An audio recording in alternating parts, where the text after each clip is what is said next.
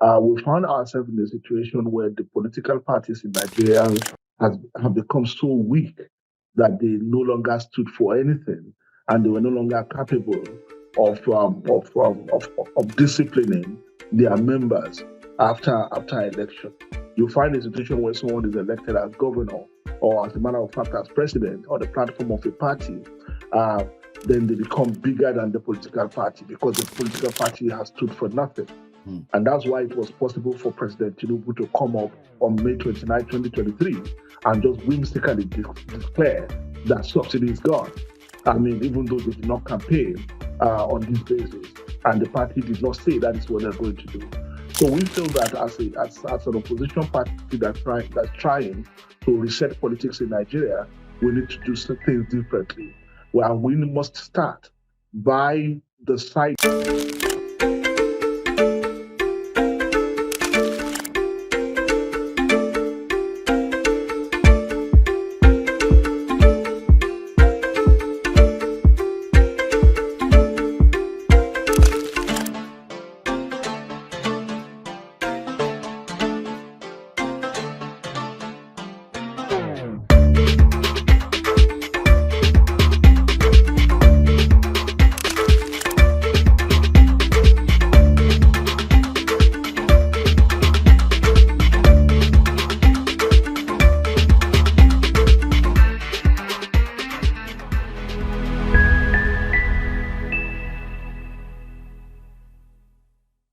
We're back again. Yes, it's the Atlanta Discuss channel, State of the Nation, we call it. Yes, we're here. But today we have another extraordinary guest, I'll call it. Yeah, the voice of the opposition in Nigeria today. That's what everybody is calling him. We all look forward to his news release daily, something that was not in existence in the past. But yes, we have today Malam Bolaji Abdullahi. Malam Abdullahi, welcome to State of the Nation on the Atlanta Discuss channel. Thank you very much. Thank you for inviting me. You're most welcome. Malam Abdullahi needs very little introduction. I'm delighted.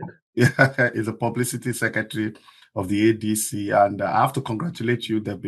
You've had a lot to celebrate and a lot of successes in recent time. I'm sure you're a bit relieved to yourself, making your job easier. But I'm not going to ask you questions that we have answers to. I'm going to look at the party going forward. But I'll start with your chapters in different states. There have been recent attack reported, in Kebbi, Kaduna, Lagos, and all that. And, knowing that the Nigerian political climate is already charged up now, we started campaigning very early, and the question is, how do you intend to protect, most of your members, and people that want to join? Because maybe these attempts are to scare them away or how that. Do you have a strategy on how to protect your members going forward? Well, thank you very much. The issue you raised is of great concern to us. The ruling party's record of suppression of dissent and opposition is well known to everyone. So no one will be particularly surprised that the ruling party is intolerant of opposition. I mean, the APC. But what is a bit surprising is that they'll be willing to employ violence in doing this. Has become characteristic of them. There was a reason they destabilized all the other opposition parties. Apparently, they were not expecting the coalition to succeed and get us to this point that we are. So because they didn't have a plan on how to respond to that, they are lashing out and attacking our meetings and members across the country, like you mentioned, in Kaduna, in Kebbi, as we saw recently in Lagos. Our members in Lagos became so desperate that they thought that the only safe place they could hold their meeting was in an event center within the premises of a church. They thought that the thugs of the ruling party would dare not violate the sanctity of a church premises, but they were wrong. They still invaded the church premises and carried out the attacks of members and wounded people and destroyed properties and all that. But our members still found a way to hold their meeting. We saw a recent report from Ondo State. So all this we are collating it. and we'll use it to make our case, not only to Nigerians and Nigerian institutions, but to also the international community Mm. who are watching and monitoring Mm. what is going on in Nigeria to show the desperation of the ruling party. We are not going to go violent. We are not going to encourage our members to go violent, but we will, of course, find a way to protect our members and ensure that people are not molested when they attend the ADC meeting. Fantastic. Yeah, because for the people in diaspora, they want to know, if their lives and property will be safe if they want to join the party. But having said that, you mentioned in the past that when people, journalists like myself, ask you about the economic policy, what the ADC would do differently and all that, you mentioned that there will be a 50 or 40-man a group of eminent person that will chart a course, put up a document on behalf of the ADC. When are we to expect this document? When is it coming to fruition? People really want to know. I know it's one thing to be an alternative, but it's also another thing to put what you want to do on paper. So when should we expect this document? Well, I mean, thank you. Like you rightly noted, the one question is settled Mm. today that Nigerians are not happy with the direction that the ruling APC government is taking the country, both in economic and in political terms. That question is settled. What Nigerians want to know, like you rightly noted, is so what alternative exists and what are you guys in ADC presenting yourself as alternative, what you want to do differently. Now, I'll give you a quick background. Mm. We found that the reason Nigeria is in such a mess is also because of the kind of politics that we've chosen to play over the years. And we believe that the only way we can solve these problems is the kind of politics we choose to play going forward. We found ourselves in a situation where the political parties in Nigeria have become so weak that they no longer stood for anything, and they were no longer capable of disciplining their members after election. You find a situation where someone is elected as governor, or as a matter of fact, as president, on the platform of a party. Uh, then they become bigger than the political party because the political party has stood for nothing. Mm. And that's why it was possible for President Tinubu to come up on May 29, 2023, and just whimsically declare that subsidy is gone. I mean, even though they did not campaign on this basis, and the party did not say that is what they're going to do. So we feel that as an opposition party that's trying to reset politics in Nigeria, we need to do some things differently. Well, we must start by deciding exactly what we are going to do with power when we get it.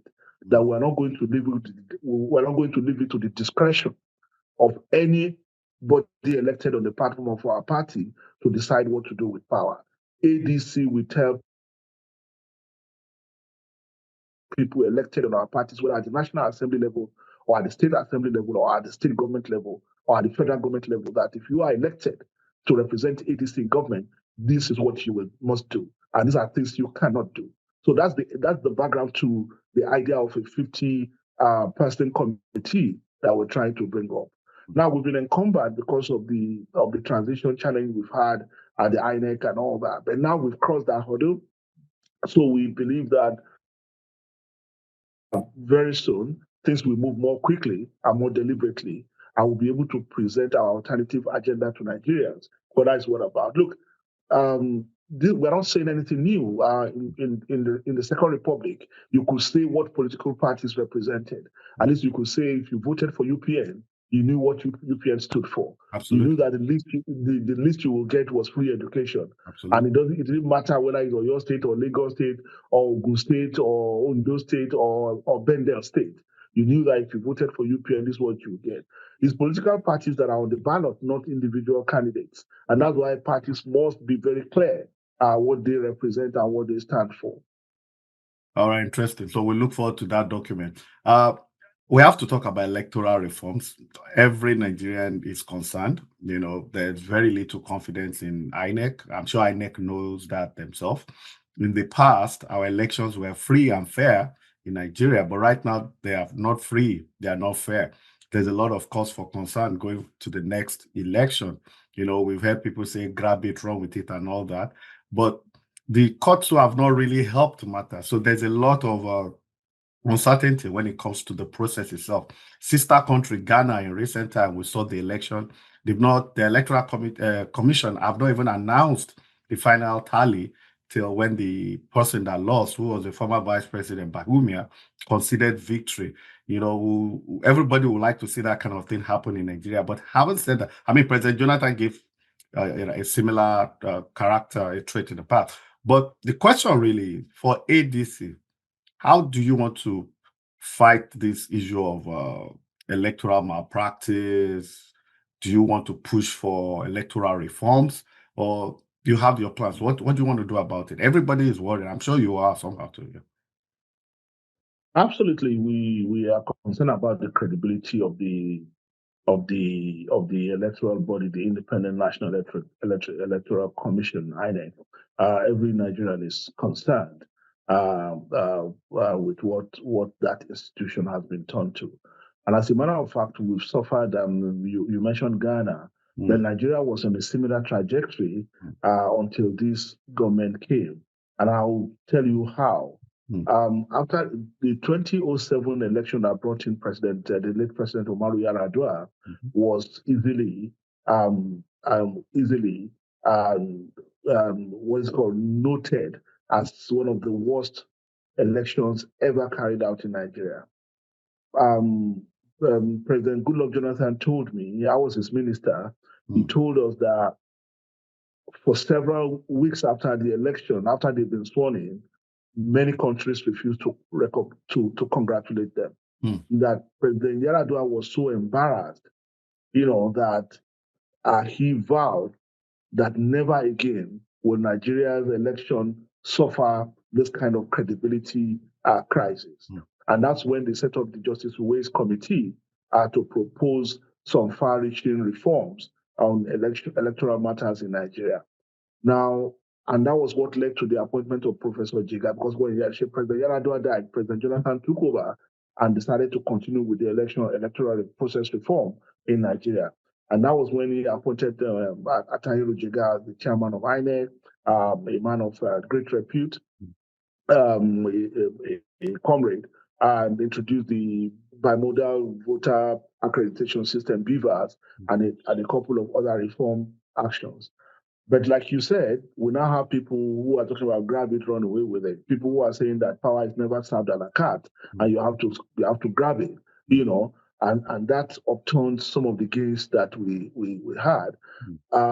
Now, where we are today is that it is now absolutely at the discretion of INEC to decide whether to use electronic transformation of result or not.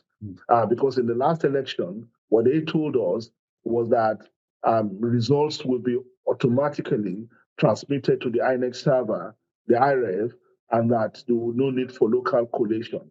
But that was not what happened. And people still doctored results and all that. Then they came, they say, oh, it was the law actually left it to their discretion to decide what to do or what not to do. Now, here we are. The African Democratic Congress and the coalition are fully aware of the challenges that we face in terms of the potential complicity of INEC in election, but not just INEC, but even the judicial institution. It should be embarrassing to Nigerians that what politicians could not get in the ballot polling units, they are getting through the courts. And the judiciary is being dragged into deciding matters of election. So for us, we are aware. And one important thing that I must say to you is that the coalition is not the ADC that will defeat Ashwaju in 2027. Is the majority of Nigerians who are tired of the direction that this government is taking the people. And if you want me to tell you, I'll explain to you. I'll explain to you. Nigerians are tired, and they know that they cannot continue with this. Now, we trust that Nigerians will turn out, because it's when people don't turn out to vote that create that they have room to do all kind of manipulations.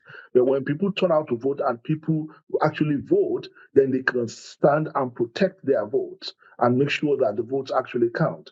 But when Nigerians, what they are trying to do is to create cynicism in the mind of the people that no matter what they do, the ruling party will write the results anyway. So we have a duty to educate Nigerians that it doesn't have to be so that they have to come out and vote. And so we are optimistic that Nigerians will come out to vote and they will protect their vote. That is one. Two is to also start now to begin to advocate for some institutional reforms within not only with INEC itself, with the electoral law itself, because the Electoral Act reform is very important, and we are going to agitate for that. Some amendments have to happen before the election, and one of these amendments is the automatic transmission of results into the INEC server. It can no longer be left at the discretion of INEC to decide whether to do this or not. It now has to be a requirement of the law. So if this happens, then it minimizes opportunity for malpractices, and of course to mobilize the rest of the world to focus on what is going on in Nigeria. Nigeria is too important to be allowed to collapse into anarchy. So, and that is why it's the interest of everyone in the world. They are busy dealing with their own issues, but Nigeria is important. God forbid anything goes wrong in Nigeria, it's going to affect the entire West African sub-region and the rest of the world. Yeah, interesting. I was watching an interview some time ago. A man that is, I don't know if he's publicity secretary or assistant publicity secretary of PDP, a party you have been a member in the past. He said that the members of the ADC that left PDP, they are coming back to PDP, that they've all realized that they've all realized their folly. There was a mistake ab initio for them going to PDP, and they are trickling back in. So now that I have you here, I want to ask you, is there any figment of truth in that statement? Are there people in ADC going back to PDP? You see, delusion is not just a psychological problem. It can also be a political problem. I mean, which PDP are they talking about? Is it the PDP of Nyesom Wike or which PDP? Now, we don't even, I mean, they say they are going to have their convention next month. And Wike is sitting in Abuja, the Minister of FCT, giving them terms and conditions under which you allow that convention to take place. PDP, unfortunately, what has happened to PDP today is a sad commentary on the politics of Nigeria. It's one of the biggest political parties that lasted so long on the African continent.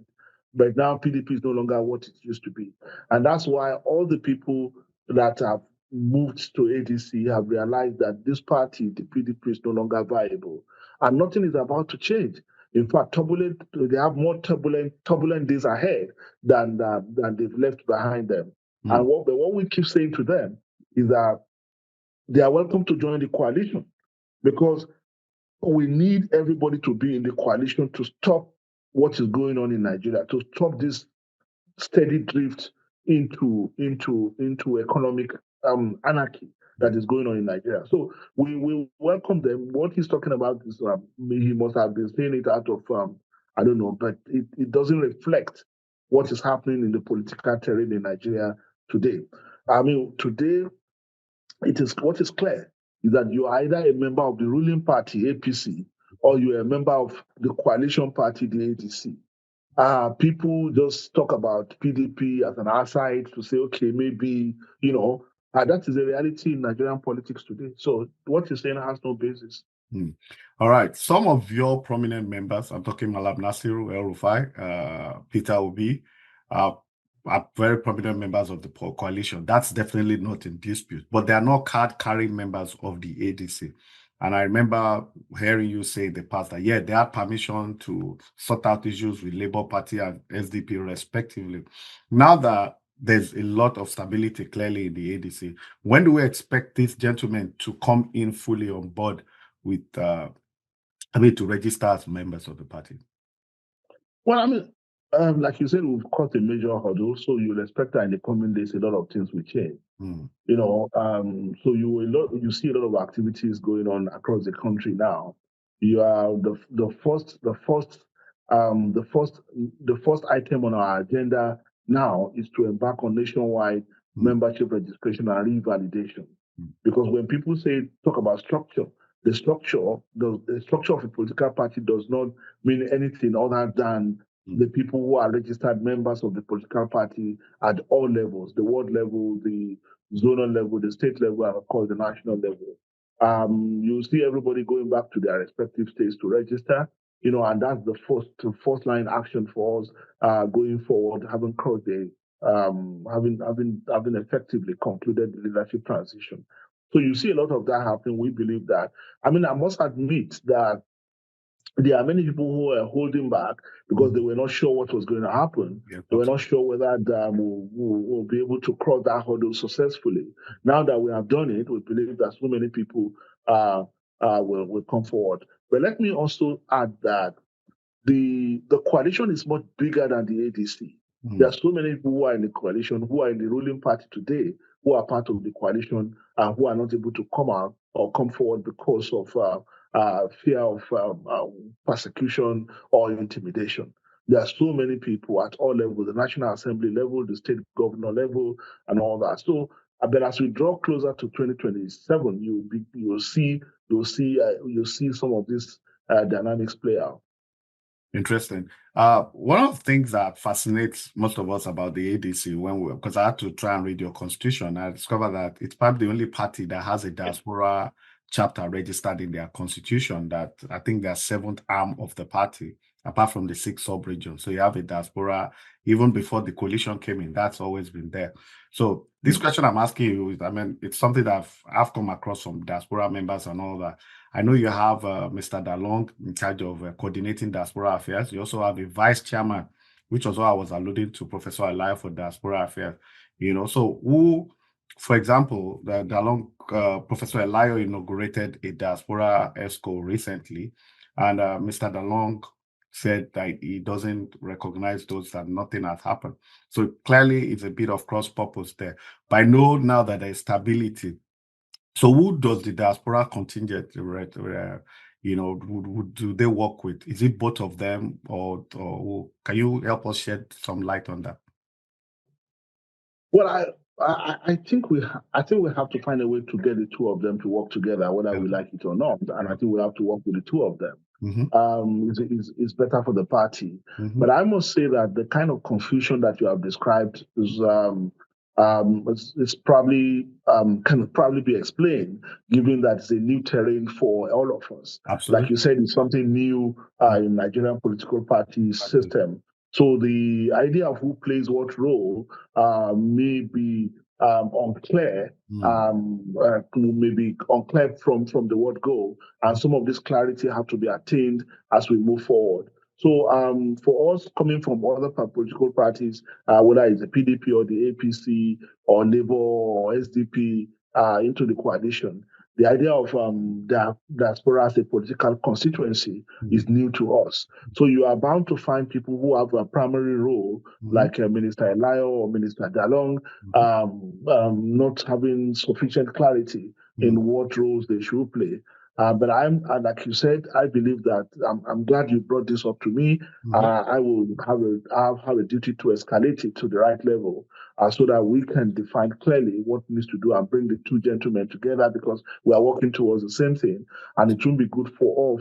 It will be helping those of you in the diaspora when you begin to receive signals that tend to suggest that there is lack of clarity or there is confusion. There is no confusion. It's just that for us, it's also a learning curve, and very soon we'll be able to clarify this. All right, fantastic. So I have to ask you this. You've been minister, you're from Kwara, you're vital statistics. There's no doubt about that. I listened to you talk. You are eminently qualified to be governor of your state. Are you going to run for public office? Well, honestly, I have attempted this in the past. In 2019 and in the last election in 2023, I tried to run for Senate. But at this time, and I'm being honest with you, I'm not speaking politics.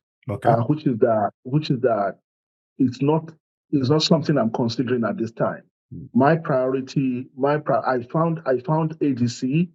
I found ADC, and I want to devote all my talent and all my energy into building ADC into a real political party that Nigerians can be proud of, that can also provide space for the successor generation of Nigerian politicians, the younger people, to understand that politics can be different.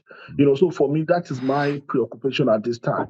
So 2027 is still a bit far away.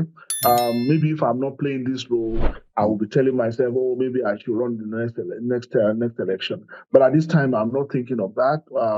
I don't think I'll be able to do the job I'm doing effectively if I'm also weighed down by the baggage of ambition at this time. So I'm not thinking of that. Interesting. So that's good. When is the next convention for the ADC? I heard you say at the press conference you had yesterday that you're having a convention next year to elect new officers across the states, bottoms up and all that. When is that going to take place? Well, I think by the stipulation of the ADC Constitution, the convention should take place in November 2026. It's an elective convention. It's an elective convention, and the elective convention is once in 4 years. So the elective convention is November 2026, and before then, to be preceded by various congresses across the states. The congresses will produce new leadership of the party and also produce candidates for the various elected positions, and the National Convention will produce new leadership for the party and also produce the flag bearer of the party for the presidential election in 2027. So INEC will release the timetable and we will calibrate that with the requirement of our constitution and work accordingly. So well, of course. All right. So I have two more questions so that I can release you. I know you're a very busy man. Yeah, one of it is, I mean, everybody has said you have a lot of top gladiators, very, very top gladiators. And you have been asked questions about zoning in the past. I'm sure you still don't have answers to that because Yeah, absolutely. Yeah, absolutely don't have answers to that. But you have a lot of top gladiators. Alhaji Atiku Abubakar, Tier 1 gladiator, Peter Obi, Tier 1 too, no doubt about that. And do you think that after a presidential primary is over, Mechi, all these people that said they are running, Obi, Atiku, possibly even Malam Nasiru, Tamboa is eminently qualified to, do you think that the coalition will still hold if some of these people are not favored? I've heard them say they are committed to whoever wins, but Nigerian politics, Now, fair enough, you've crossed the major hurdle in the last few days as a party. There's a lot of stability in leadership, but there are more hurdles to be crossed. And possibly that'll be the major or the last hurdle that can, work well for how you get power if it happens in 2027. So do you think that after your primary, so presidential primary, the coalition will still hold, considering the caliber and armada of gladiators you have in the ADC today? Well, we are confident that it will hold. Many people have pointed this as a potential landmine for the coalition, and we cannot pretend that there's no potential risk in that. Absolutely. There is a potential risk in that. And the question we're asking ourselves is how do we therefore mitigate the possible discontent that may emerge as a result of that? One way is to try to engineer a consensus among the various gladiators, to agree on a particular candidate that we can all line behind in the interest of the country and the interest of the party. Because in the end, two things are important. We want to win election so that we'll be able to do what we want to do for Nigeria. So one approach, like I said, is to engineer a consensus. The other approach, if consensus become impossible, is to go to an open contest primaries that will be very transparent and very clear to everyone that justice has been done in this respect. I think the more transparent and the more inclusive the process is, then the easier it will be to get everyone to line behind the outcome and work for the party. So for us, those are the two important approaches that we have. But more fundamentally, regardless of what happened in the end, the most important thing is that ADC will remain a political party and will remain a political party that Nigerians can be proud to belong to, whether we are in power or we are out of power. We don't want to build another special purpose vehicle. If you take government out of APC today, you don't have anything left. You don't have a real political party. You see what has happened to PDP. We cannot continue to do this 60 something years after independence. We must have a political party that has a tradition.